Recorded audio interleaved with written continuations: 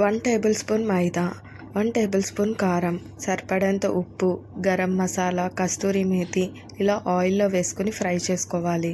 తర్వాత కాజు పౌడర్ కూడా వేసుకొని ఫ్రై చేసుకోవాలి. అలానే చిన్న టొమాటో ప్యూరీని కూడా వేసుకొని ఫ్రై చేసుకోవాలి. సరిపడేంత వాటర్ కూడా పోసుకోవాలి.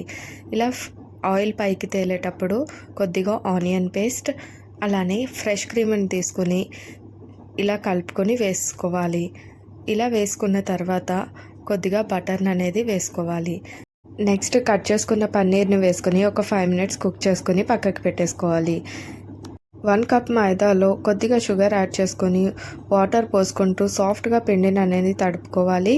అలానే చేతితో ఇలా ప్రెస్ చేసుకుంటూ బటర్ నాన్ అనేది ప్రిపేర్ చేసుకొని ఇలా ప్యాన్ పైన 2 సైడ్స్ కూడా బటర్ని వేసుకొని కాల్చుకోవాలి.